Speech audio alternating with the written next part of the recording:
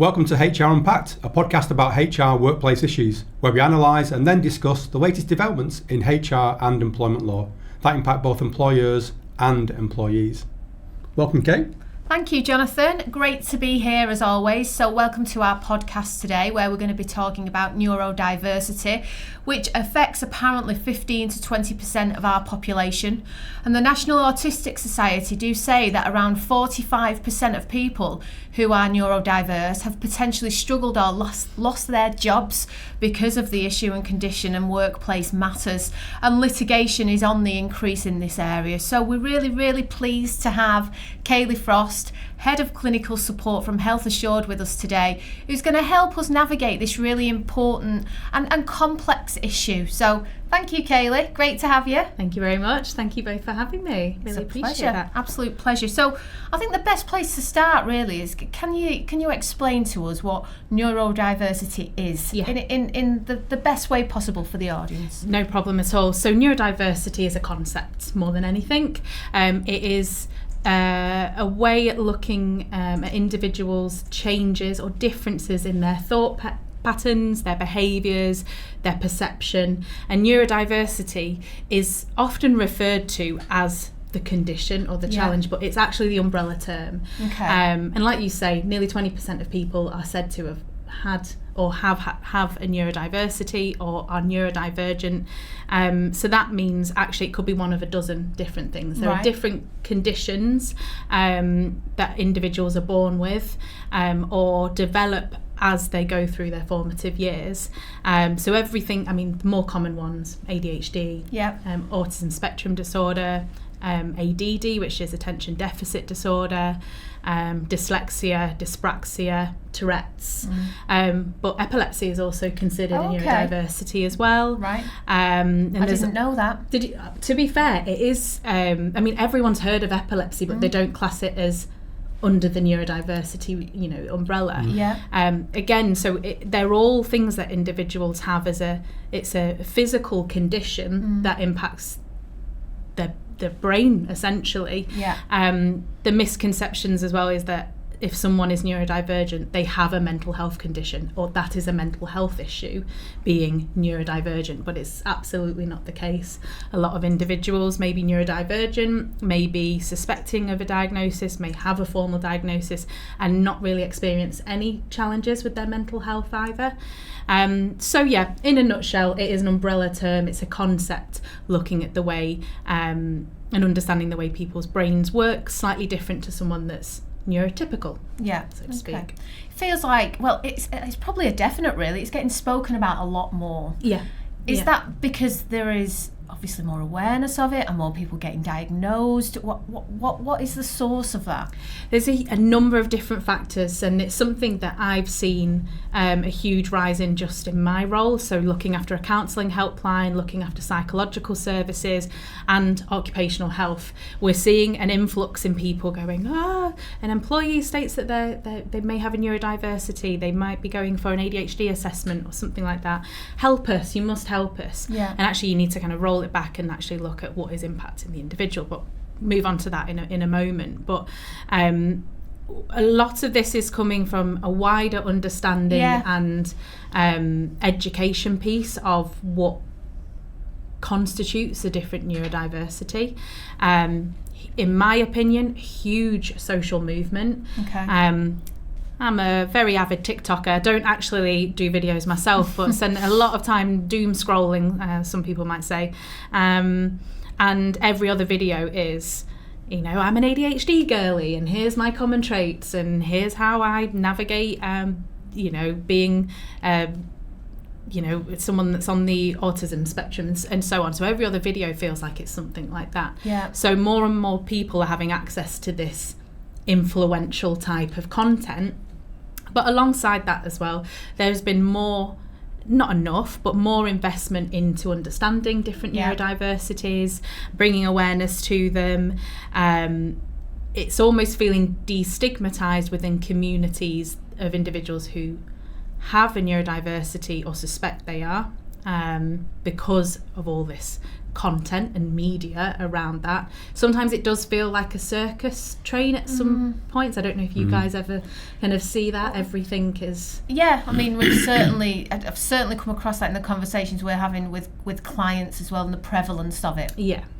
There's, as a result of that, it's kind of what came first, chicken or the egg. Yeah. But there are more practitioners, psychiatrists, psychologists, and doctors and physicians in general that have an enhanced understanding of the criteria to assess individuals. Yeah. I think back to when I was probably at primary school, not even secondary school, and ADHD was heard of. It was spoken about then, but it was always the naughty kid in the class that throws the chair across the room or something like that. It really negative connotations.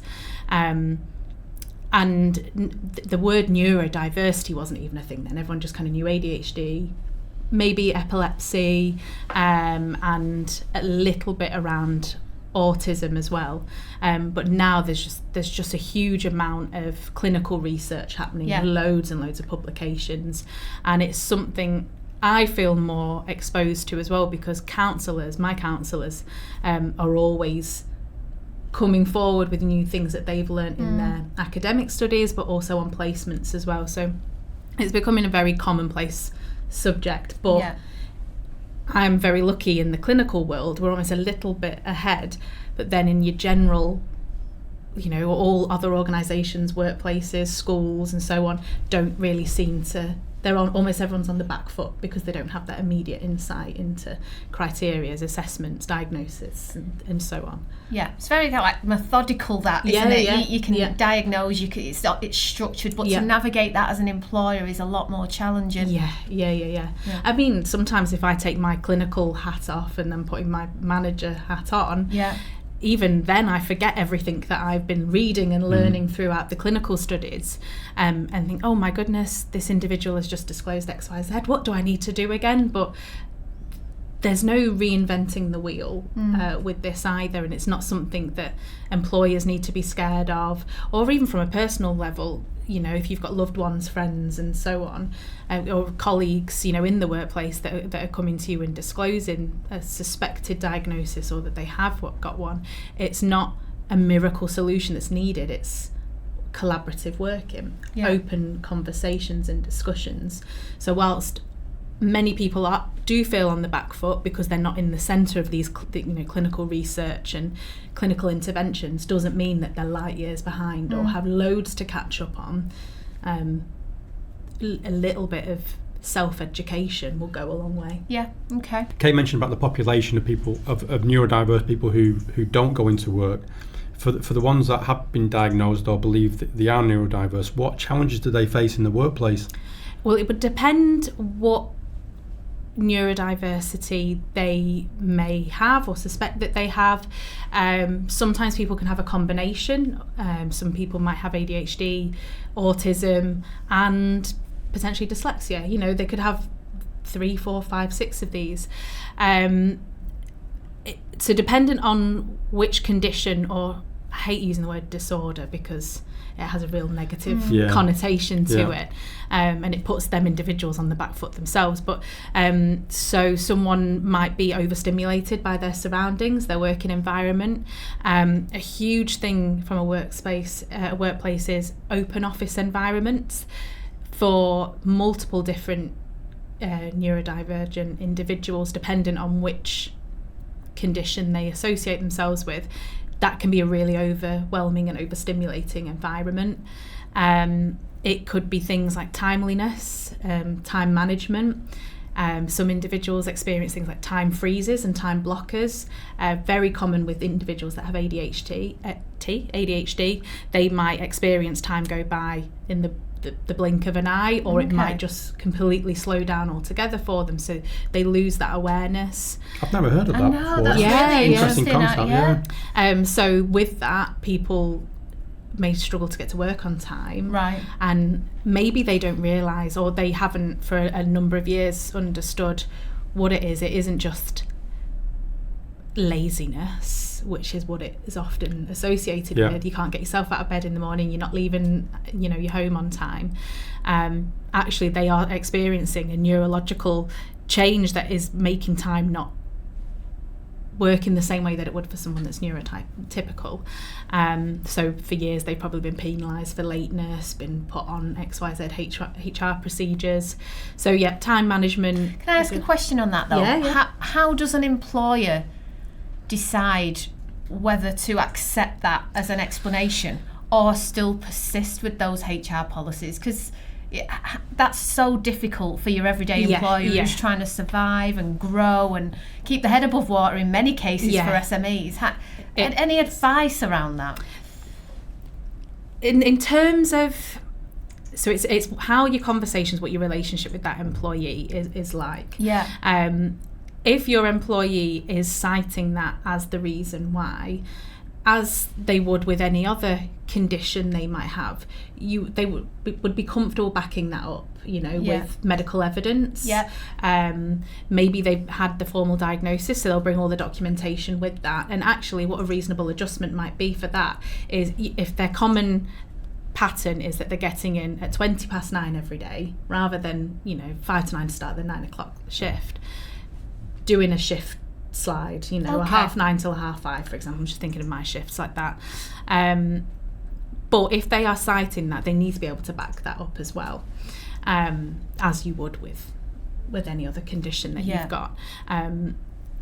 There does need to be probably reviewing your triggers, lateness triggers as well, but constant communication and collaboration needs to be really key. It is super difficult, if someone is a train driver and they're expected to be there for the X o'clock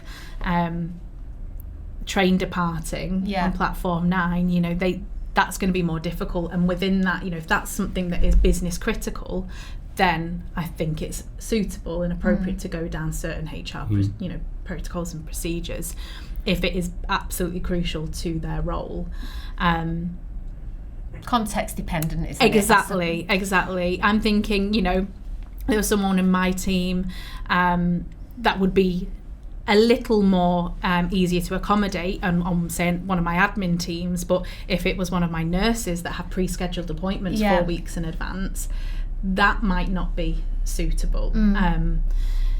But a shift slide, those types of things, if it's common that it's always going to be the same 15-20 minutes a day, they do need to be looking at other strategies themselves though, and if they are going down some primary care routes, they can get support from their care team that will be going, taking them through the assessment processes, but also getting some ideas. It's not one size fits all either. Speaking to someone like a counsellor very briefly can give some other hints and tips based on the type of person that they are and how else they think about certain situations. Do you monitor the uptake in employers requesting neurodiverse diagnosis? Have you noticed that? Yeah, and the actual diagnostic piece we don't provide. We provide almost the preparation, signpost and guidance on what that process looks like, and then almost holding support, and then the aftermath almost. That diagnosis piece needs to be done by a psychiatrist, and the waiting lists are in some instances excruciating. There was one local authority, and I was told that at present the waiting list was something like 34 years because they did not have the right psychiatrist in that in that area. That would chop and change wherever you are, wherever the funding is in certain areas. You can get it done quite quickly on a private basis, and it's something that we're looking at, but it's so incredibly specialist, and it's almost the demand for formal diagnosis is increasing, but the people trained to do it isn't Are we matching. seeing that being addressed? Alternatives are often looked at, but again, it needs to be a psychiatrist that has gone through years of additional training to be able to do that. And with the criteria constantly widening and expanding, it is quite difficult to match the demand of people looking for that diagnosis. But saying that diagnosis, that isn't the be all and end all. It feels like a lot of people want that label, almost that. And for some people, that's really needed, and they've been searching for an answer as to why they are a certain way their whole life, and that's okay. But we are seeing a rise in individuals looking for that, not necessarily for not valid reasons, but it doesn't feel as genuine because people are looking for, well, if I've got ADHD, I can get XYZ, work from home, flexible hours, and it doesn't seem genuine when there's a lot of people that genuinely are struggling. Yeah, I can see that. Yeah. I mean, obviously the way you talk about it's incredibly complex. I mean, how does an employer navigate this? Oh gosh, yeah. So it would depend which condition, challenge that someone is having. The first thing that they should always be doing, anything regarding someone that doesn't fit the mold or is neurotypical, you have to have created that open, approachable workplace. There's transparency, it's a safe environment. If you're someone that is prone to shutting conversations down, or you're very obviously uncomfortable yourself in having these conversations, you're never going to be able to invite that individual to come and share their challenges or their worries, concerns about what they may or may not be potentially diagnosed with. So that is really important. Addressing things like neurodiversity approaches and wellbeing policies is something that we can support on as well, and we have done a number of times. But again, it's that neurodiversity policy could end up being 70 pages long once you address each individual neurodiversity, and it's not one size fits all. People that are neurodivergent, it's a spectrum. So on that, there are different severities. You could have someone that is more severe on the autistic spectrum, and someone that is less severe, and they will have different needs and requirements. So open conversations, understanding, letting that person speak, and understanding what it is they're struggling with. Be used to having things like wellness action plan conversation, very bog standard templates that you can get, but that helps you if you're not comfortable having difficult conversations about someone's challenges in this way. Self-education in the workplace. I do think it should be mandatory for leaders of some kind to even have a basic 101 understanding of the more common neurodiversities and how they exhibit themselves in the workplace, and how they can be detrimental to individuals, but also how they can be a really great thing for those individuals, because we focused a lot here on the negativity, but individuals that are neurodivergent are a huge asset in your workplace. Super analytical.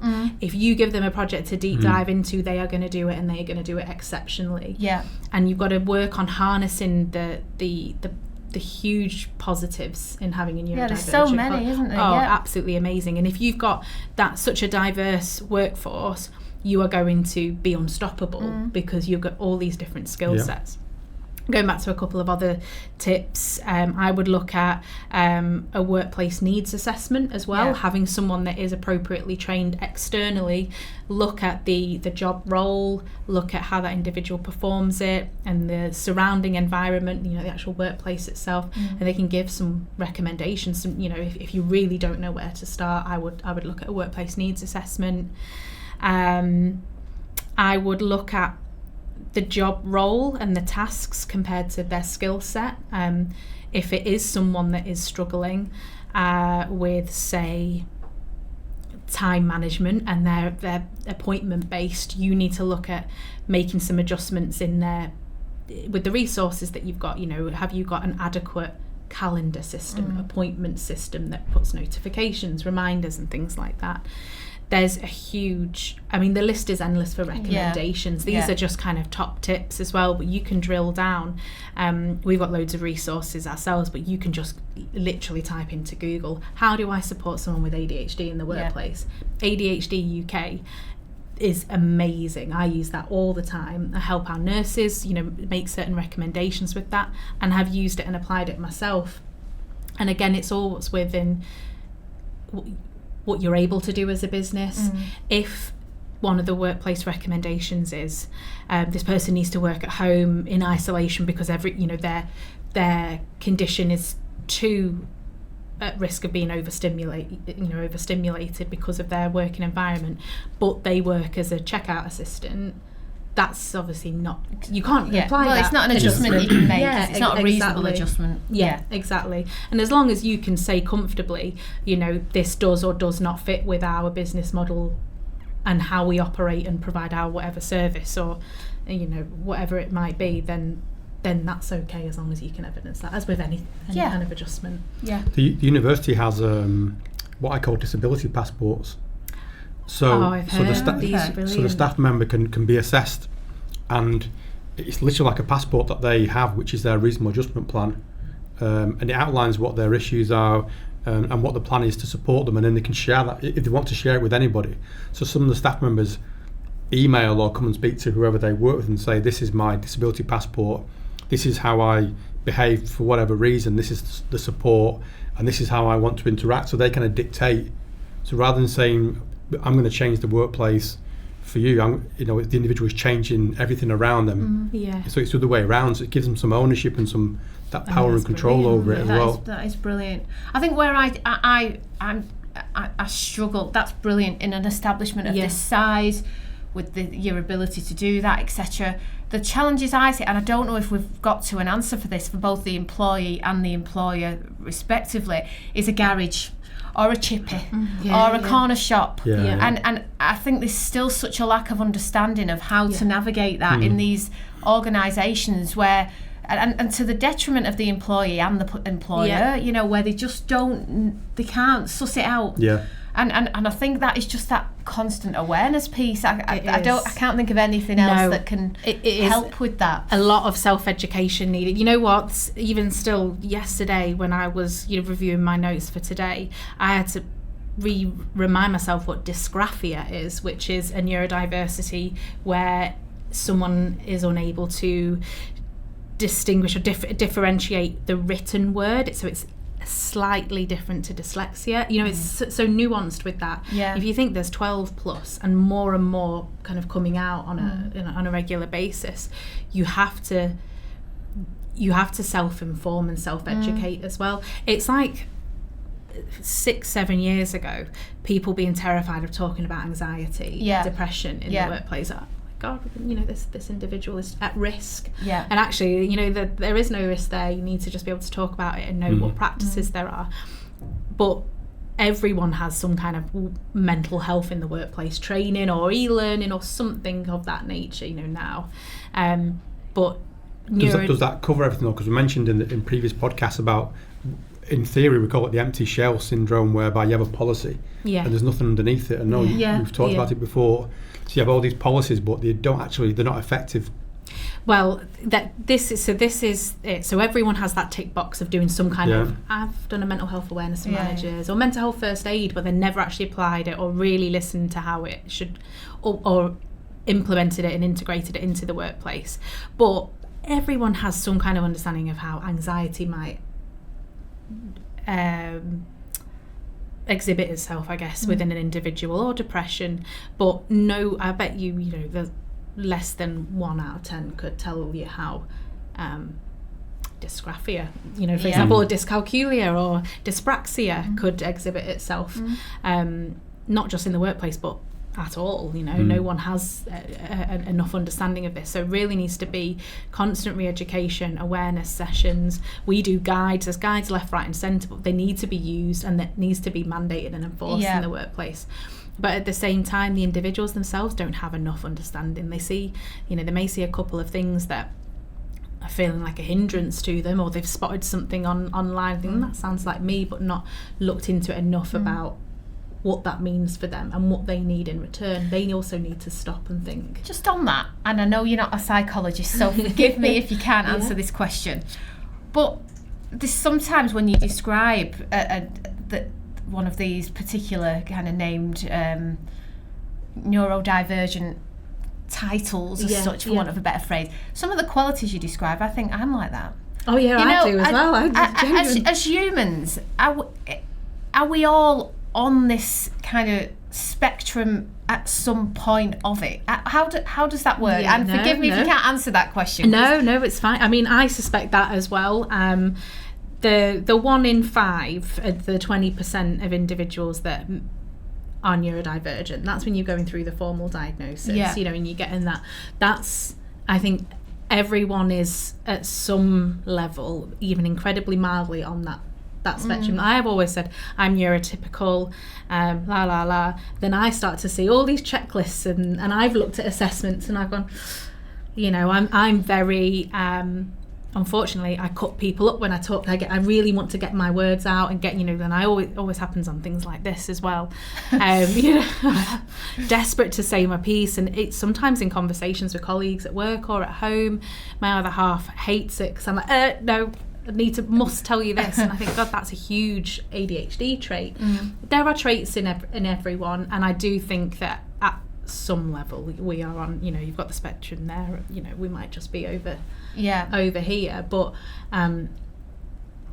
it does feel at times, I might get crucified for this, but it does feel at times that people are not always genuine in seeking a diagnosis. I think that's a fair point, because terms can get overused, and unfortunately then the ones that are really challenged don't miss out. So I think that's a fair assessment. It's like saying, I'm a bit OCD about that. I've said that a few times. That's really not the right thing to be saying if it's not a formal diagnosis.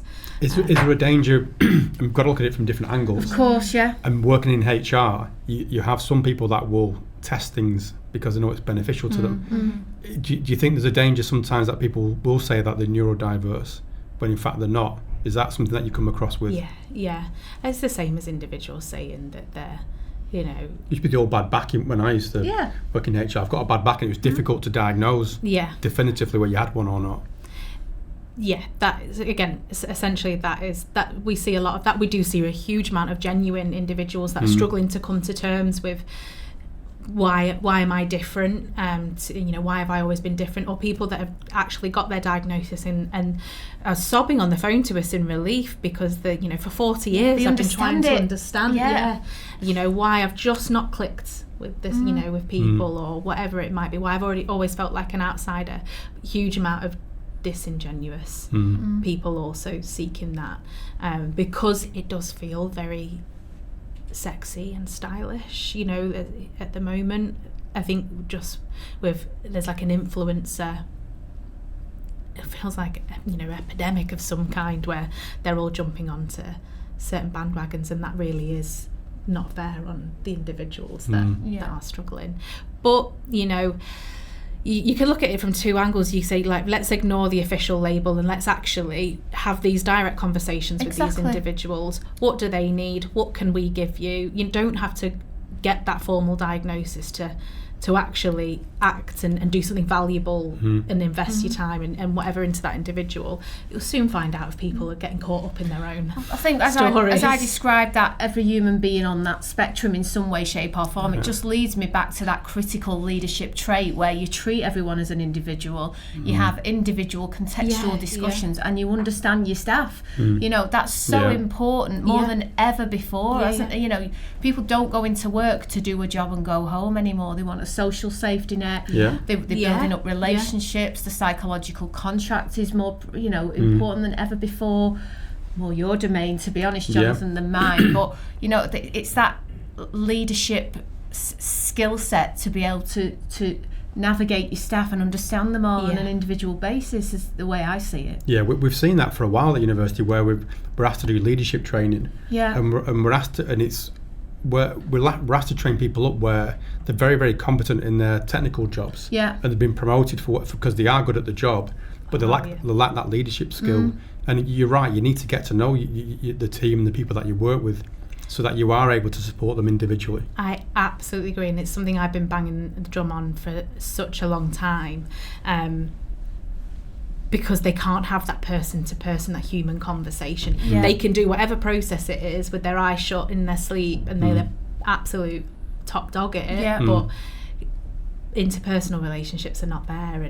And someone once said to me about a 40-40-20 split, so 40% of leaders are the right person, they have the technical and the interpersonal skills.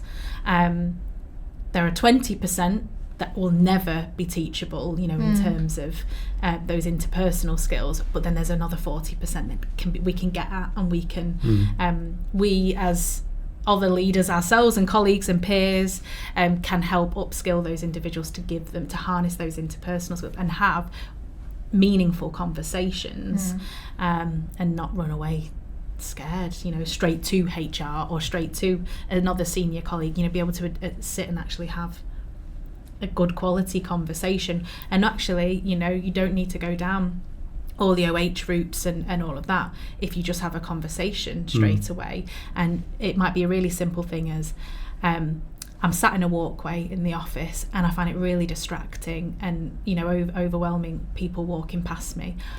Okay, right, well, let's move you by the window or whatever that might be. And that discrete change is done and means so much to the individual. Absolutely. Yeah. It doesn't have to be, oh gosh, we need to create them an office, you know, build them an office from scratch, or let them work from home, which is going to set a precedent elsewhere, you know, without having to implement and invoke all these other protocols. Just actually having like how we're chatting now, you know, just know your staff is really, really important. And making them blend into the workplace. We used to work with Remploy. Remember Remploy? Yeah. So we used to get people with learning disabilities into the workplace. And when we spoke to managers, they were so afraid of staff members and that line of banter. They were so scared of anything happening that they couldn't establish relationships. Adults with learning difficulties couldn't establish relationships in the workplace because they were protected too much, and they weren't exposed to what a normal working environment was. And lots of the parents or the carers said they need to be exposed to what work is like, where there is banter, where they do get told off for not doing certain things as well, so that did feel part of the organisation. And that was a massive barrier to employers employing people with learning difficulties. So they've not been given the opportunity to not make a mistake, but just be human. Exactly. You know, sometimes you say the wrong thing, and that's okay. That's how you learn and develop. And again, you know, from a management perspective, it's all right to say you don't understand. You know, I've been saying that about mental health conditions for a long time. Like, if you don't understand when someone said to you they've got bipolar, ask. And you know what, I think it's one of the biggest leadership strengths. You know, I can sometimes sit in a meeting and I can see everyone nodding and I know they don't understand, and then I'll go, I don't understand. You know, it takes a big person to actually put their hands up and go, will you explain it to me? I need some help.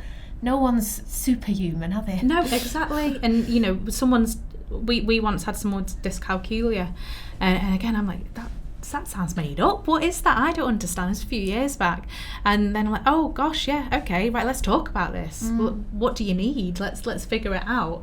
You know, there's no point sending it down the OH route, because they probably know as much as I do. Yeah. And probably look online for references and signposting and things like that. So be honest, and work on it together, because they probably don't really know either as the individual. Yeah, for sure. What do you think are the biggest benefits then of employing people who are neurodiverse? Oh, absolutely. Tons, and it's always overlooked.